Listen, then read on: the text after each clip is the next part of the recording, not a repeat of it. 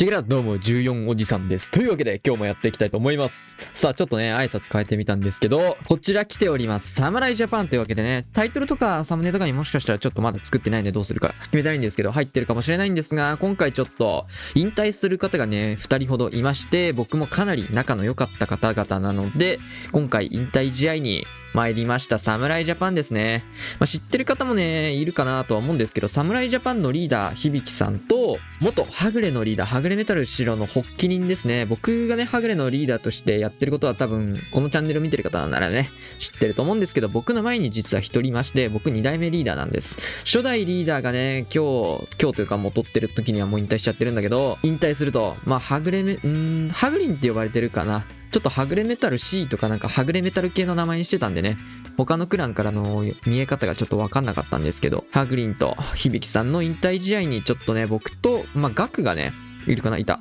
4番ガクで2人で行きました。その辺ちょっと面白い話いくつかあるんでね、リプレイ見ながらやっていきたいと思います。早速やっていきましょう。まずはね、響さんからやっていきたいと思います。響さんとはね、すんげー昔から仲が良くて、タウンホール9時台でまだ明星杯とかあったレベルのところなんですけど、その時から侍ジャパンあって、僕は当然はぐれメタルの城で出てたんですけど、当然その時のリーダーは、あれですね、リーダーはぐれメタルの、はぐりんって呼ぼうか、もうこの動画ではめんどくせえから、はぐりんっていうことにしましょう。響さんはね、もともとクイヒーバルキリーが得意で、バルキリーのアイコンやっててね、結構その辺の、その当時のクラクラやってた人からすると結構有名な人なんじゃないかなと思うんですけど、僕がね、まだ大学生だった時に、響さん結構ね、オフ会とかに誘っていただいて、ちょっとね、結構お金も持ってらっしゃる方々なので、大人な方が多かったのでね、サムライジャパンとか、結構ね、お高く、値段がね、結構2桁いってしまった時に、ヒエーってなった時があるんだけど、了解ザウルスさんにね、お金を出していただいた経験があります。まだ大学時代にね、結構、そこで初めて会いましたね、響さんとはリアルでは。そんな感じで結構オフ会でもするぐらいのね、結構少人数だったんですけど仲が良くて、何かとあると、5V5 去年なんかね、響さんとかと一緒にやったこともありますし、結構関係性はすごい近い方で、ブレイズ JP とかで移籍して JWC とか出てたかな、移籍っていうかアカウント置いて、JWC はブレイズから出てた感じかな。一瞬はぐれでミックスもね、一緒にやってもらったことがあったりとか、シンプルに仲のいい人ですね。めちゃくちゃイケメンですよ。さあ、それで、ちょっと冒頭の挨拶なんですけど、このクランね、結構いろんな方がいて、もともとはぐれで、最後の方に入ってきて、そのリーダーがね、てかそもそも僕がね、リーダーを交代した理由がね、その、元リーダー、ハグリンがね、引退するって最初言ってたんですよ。実際には引退しないで、ちょっと、実戦から距離を離れて、ちょっとのんびりやりますみたいな感じでリーダーを引退したって感じになったんだけど、最終的には。それで響さんの侍にね、結構交流戦とかもともとしてて仲が良かったんですよね、シンプルに侍とはぐれって。なので、はぐれから侍移って、そこでリーダーが僕の方に移ってって感じで。で、その時かな、その時ぐらいから入って、終盤でね、僕じゃなくてなんかそもそもリーダーと、ハグリンとね、仲の良かった方が、一人女性なんですけどいて、おばさんっていうすごいハグリンはね、おばさん言ってね、くんなおばさんとか、くんなおばはんとかずっと言ってたんですけどそのままサブライに一緒にいてね、ちょっと懐かしい気持ちになりましたね。もう一本響さんのアカウントですね。こちら、声に出して読んではいけない方です。そんな感じかな。で、なんで冒頭の挨拶になったかっていうと、このクランが結構いろんな方がいるんですけど、ロシアのね、方がいるらしくて、ロシア人なんだけど日本に住んでて、ちょっとだけ日本語分かって、チャットとか日本語で言ってるけど、ちょっと日本語が変な、そんな感じの人がいて、その人が僕のことをね、14おじさんって呼んでるらしくて。なので14おじさんって、ちょっと響さんとかにもね、挨拶で14おじさんってしてよって言われたので、で、他に誰がいいのかなと思って、なんて言われてんだろうと思って聞いてみたんだけど、スタドラのことはね、配置作り人って呼んで、配置作り人って呼んでるらしいよ、スタドラのこと。なので、これから僕はスタドラのことをね、配置作り人って呼ぶんで、ちょっと把握お願いします。配置作り人さんです、彼は。おもろいよね。配置作り人っておもろくない？で、その後、なんだったっけかな？何の話しようとしたんだったっけかな？配置作り人のせいで飛んだわ。あれマジでなんか決めてたんだけど忘れちった。何の話してたっけかな。はぐれの話もしようかなと思ってたんだけど、なんかその前に一個なんか話そうと思ってたんだよね。なんだったかな。あ、そうだ。額を呼んだ理由だ。額を呼んだ理由なんだけど、これもう言っちゃっていいって言われてるんで、あれなんですけど、ハグリンがね、結婚なさっていても、子供が今度生まれるらしいんですよ。まあその辺もね、ちょっと引退の理由なのかな。直接聞いてはないんですけど、多分その辺も引退の理由の一つだと思うんですけど、まあそこで生まれる子供にね、ガクって名前をつけるらしいですよ。男の子で、やっぱ、ガクって名前つけて、e スポーツバリバリに育てるみたいなことをね、意気込んで言ってたらしいんですけど、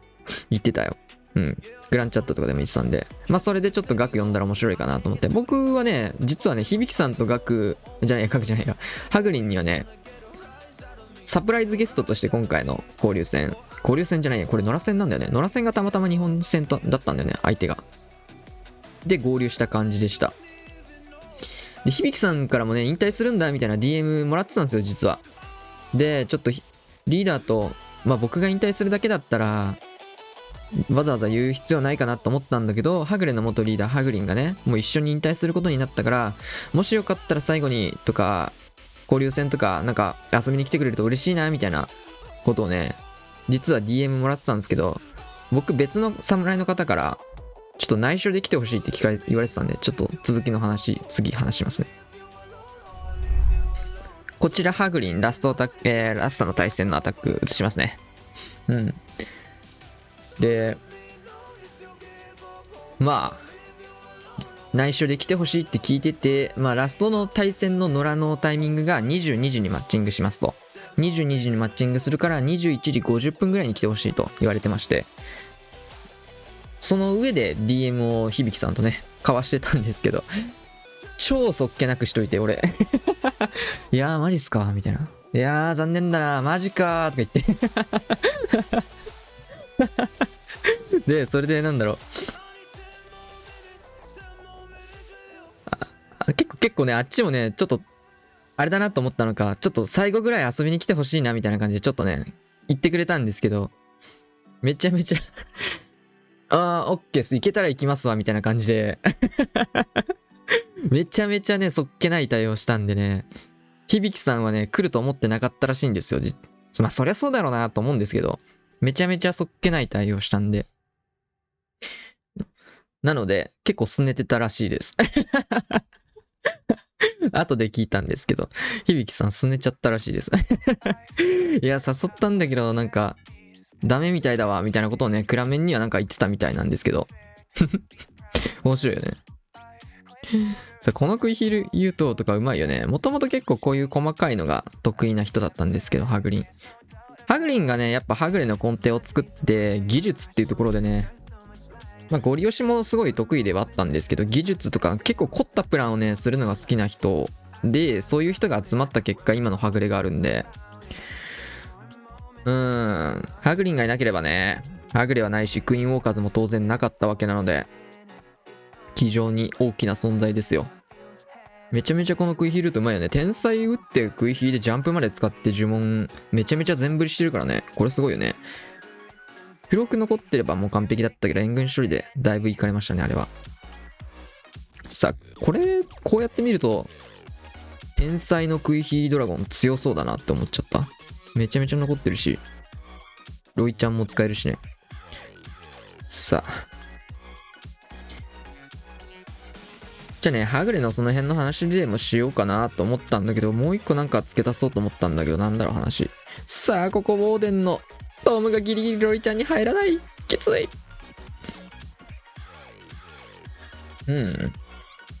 うまい。まあ、ガクもね、そういう理由で呼んだんだっていうことは、ガク本人にも伝えてて、まあ、チャットの方でもね、クランチャットの方でも、その話はリーダーから、ガクに直接話が出たので、めちゃめちゃお互いに喜んでましたね。わあ、嬉しいですってガクも言ってたし、まあ、ガクのことはもう昔から、ガクもハグリンもお互いを知ってるし、俺がどうだったかな。いや、ハグリンがいる頃にもガク、タウンホール10で JWC いたと思うから、多分そこも共演してるわ。多分。ガクもね、実は一時期クラクラやめてた時期があって復帰組なんですけど、僕もそうですけど。それで復帰した時にね、いたと思うわ、ハグリンも。というわけでね、ちょっとね、前回じゃなかったんですよ、実は。ちょっと最終戦ね、ハグリン前回は取れなかったんですけど、結構惜しいアタックだったのと、シンプルにうまかったんでね、こちらのアタックを紹介しました。続けて話の出たガクのリプレイでも直しておこうかな。僕もガクもね、一応サプライズゲストとね、として行ったわけなんで、二人とも星6取れたんですけど、良かったですと。でもシンプルに侍のね、他のメンバーのリプレイとかも、ほぼ全部見たんですけど、シンプルにみんな、やっぱ響さんがね、リーダーやってるだけあって結構うまかったっすね、みんな。なんだろう、こういうこと言うとなんかちょっと上から見えるかもしんないけど、結構最近他のクランに行く機会があって、メンバー登録をね、メンバーシップの登録いただいてるクランにクランリーグ行ったりとか、イベントだったりとかクイーンウォーカーズカップとかで結構日本戦のリプレイも見る機会が増えてきてるんですよ、実は今。JWC の配信とかもたまにやってるしね。そういう中で見てったんですけど、侍の方々のね、結構アタックの質というか全回率も高かったし、うまいなっていうの結構多かったんで、すごい、さすが響さんのくらいやなと思いましたね。ガクこれね、2本目のレイジまでおで火使ってクロスまで行くのかなと思ったら、もう対空おるためだけのレイジっていうね、時間も管理して。これうまいよね。結構勇気のあるレイジかなと思うんですけど。そうだな、ハグリンとの話しようとしてたんだっけかな。もともと僕が大学時代にクラクラ始めてるんですけど、大学1年生の時にね、クラクラ始めてて、その時僕がね、初めて入った日本クランが実ははぐれメタルの城で、もう初っ端から僕ゴールなんですよ、実は。そこから一生はぐれ一筋なんでね、僕は。かなり長い間だから、そのはぐれメタルのリーダーハグリンにはね、お世話になって、ちょっと僕ね、ハグリンって呼んだことなくて、実はほぼリーダーって呼んでたんで、リーダーって呼ぶ癖が抜けなくて、今回もチャットでリーダーって呼ぶことにしてたんですけど、今更なんかハグリンって呼ぶのもあれだなと思って、もともといる人はみんなリーダーって呼んでましたね、ハグリンのことを。ちょっと違和感あるんでね、ハグリンって呼ぶの。さあ、黒書いてしまう。そうだな、もともと大学時代に友達がクラクラを始めたきっかけで僕も始めてるんですよね。この辺をね、ウェルプレイドのアンケートとかに、クラクラ公式のアンケートとかでも結構話してるんですけど、もともと大学の友達がクラクラ始めてるのを見て、ちょっと内緒でね、俺も始めて、なんか育成度合いとかいきなり追いついたらおもろいんじゃねと思って、大学の時にね。それが確か1月とかだった気がするんだよね。確か1月、もう年明けで始めた気がするから、1年生の1月だった気がするんだよね。その時にクラクラ始めて、で、友達に追いつくために実は内緒でやってて、ずっと、そこから何ヶ月かは。とか言って、なんか、面白そうとか言ってずっと、本当はやってんのに、面白そうやね、とか言って、なんか、その友達から進捗情報とか聞いたり、やってるプレイとか見たりとかして、なんかそこで学んで、追いつくために必死にファーミングしてましたね。で、そこでその友達が初めて咲いたクランが、はぐれメタルの城だった。で、はぐれメタルの城入って、違う。入ったのがね、多分クラクラ初めて、あれ、タウンホール8か7だったかな。7終盤ぐらいで、ようやくちょっとその友達に追いついたんで、8、いや、7、8、どっちだったかな ?7 か8どっちかだったと思うんだけど、ようやくそれでね、友達に追いつけたので、友達のいるクランに、こっそり入ってやろうと思って入ったのがそのきっかけ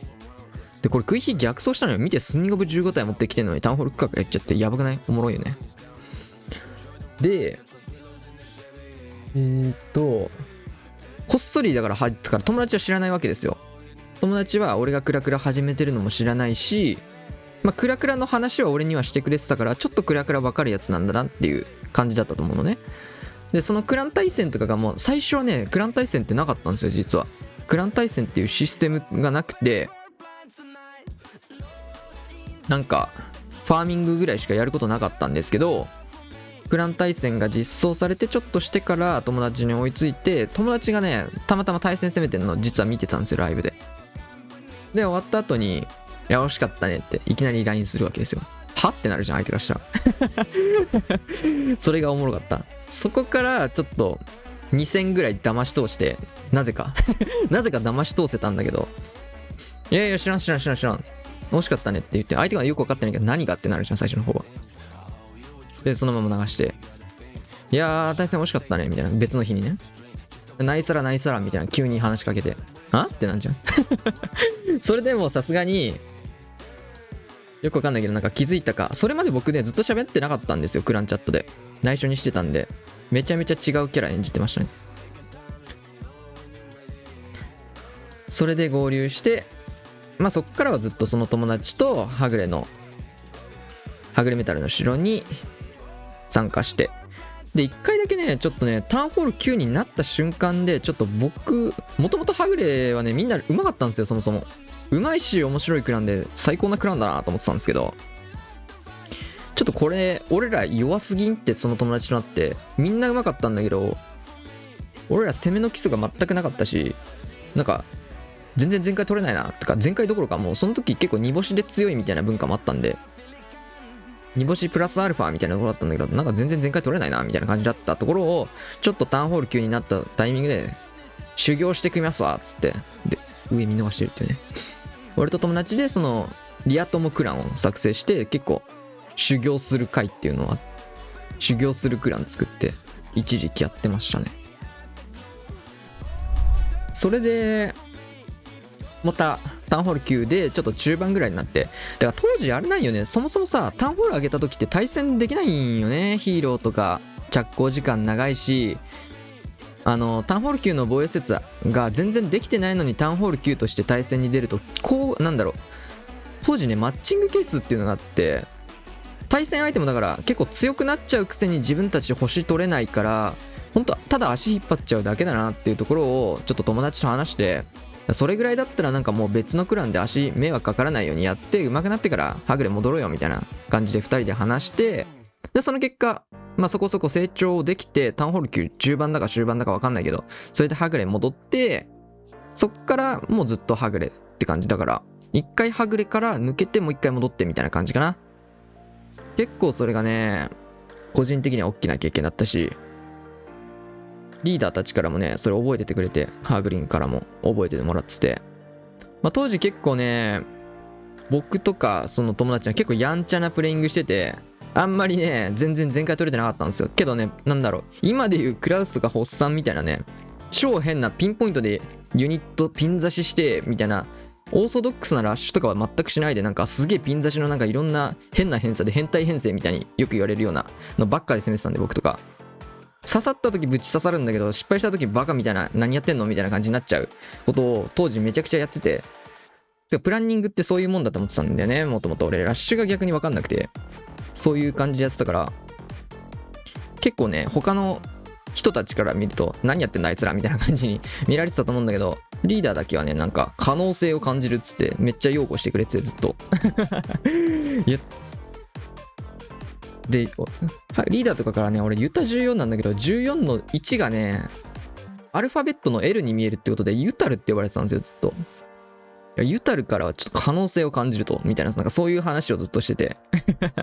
結構守ってもらったりで、ちょっと恩も返したいなみたいなところがあったので、すごいお世話になった人でしたね。まあそんな感じで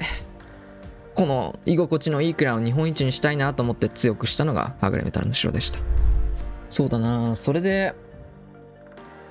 結構なんだろう、一時期結構なんか大会とかが始まったぐらいの話だったかな。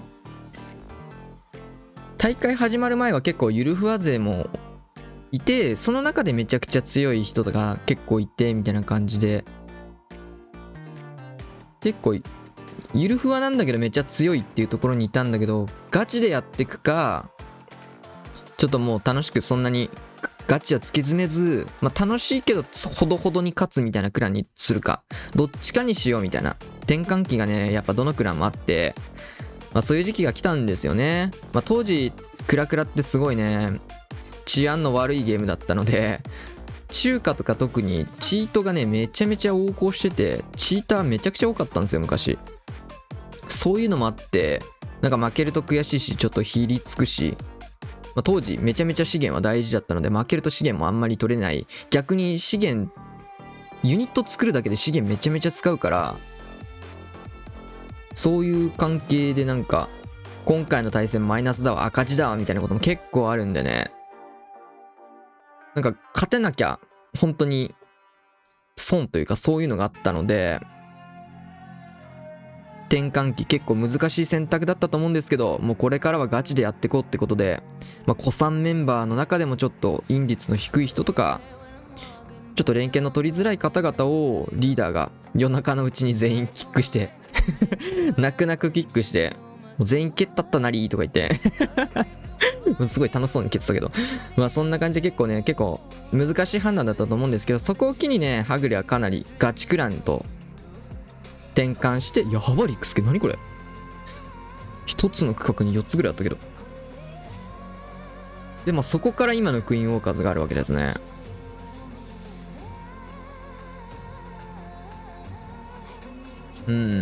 あの判断がね今のガチクランにつながってるかな。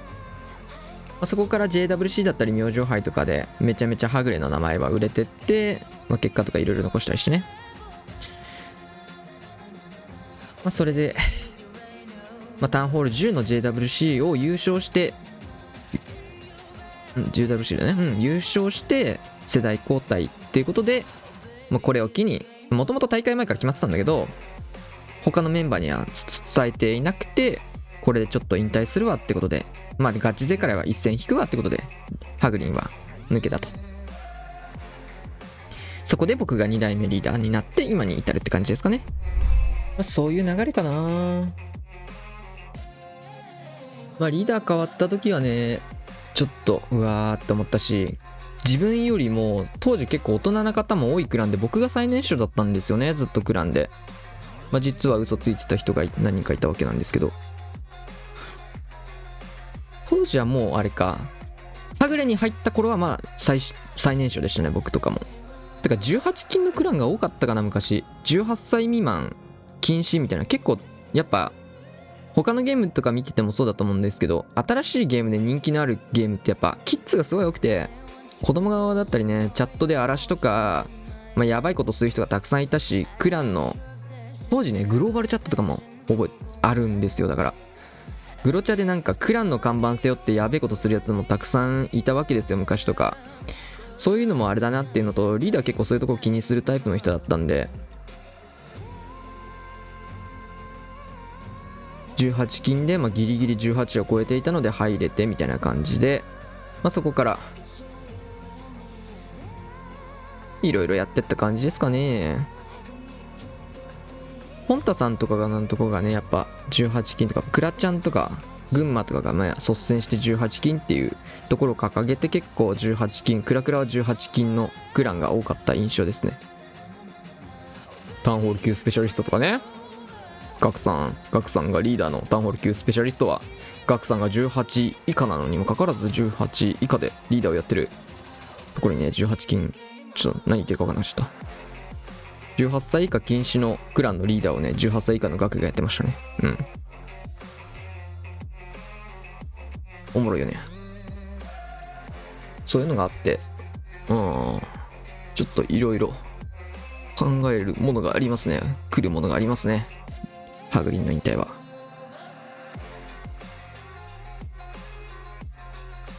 この人とかもね、チャットで見てる感じ、ずっと響さんにラバルとかを教わってたみたいで、すごいリーダーから教えてもらったものが出せましたみたいな前回で、今回星6取られてたんですけど、いいなと思って紹介しました。なんか話したかったことがさっき思いついたような気がするんだけど忘れちゃったな。なんかクラクラの話に戻ると一瞬で忘れてしまう。やばいなこれ。じゃあ終わろっか。はい、というわけでね、今回はサムライジャパンというクランにねやってまいりまして、お二方僕にとってすごく大きな存在だった方々のクラクラ引退というわけで参りました。そうだ、あれの話だ。ドヤジュモンとかの話だ。そうだ。もともとなんかドヤジュモンは結構悪だみたいなツイッターで荒れる原因の一つだったんですけど、うちのクランのリーダーハグリンはねすごいそれが嫌いで、ドヤジュモン禁止でとかそういうのがあって、そういう文化を結構ね僕はリーダーの思いを引き継いでいたので、最初の方ずっと禁止でってメンバーにも言い続けてたし、まあ今も結構呪文は残さない派っていうのはね、公言してる通りで、まあ呪文残すぐらいならもうほんと最大効率で呪文でユニット大量に残して完璧な全開を取りなさいっていう教えの人だったんで、僕もそれをね、あれでやってるんですけど、まあ強制はできないよね。もうこうなって、もううちのクラウス星がね、残して打ちまくるだけど、結構最近はね、もう前に議題で言ったことがあるので、星さんとか結構呪文使ってくれるようになりましたけど、残そうと思って残すプレイングは僕はだから好きじゃないんですよね、昔から。残そうと思って残すのってだって結構やろうと思えばできる。けどなんだろう、もう結果的に本当にフリーズとかインビジブルって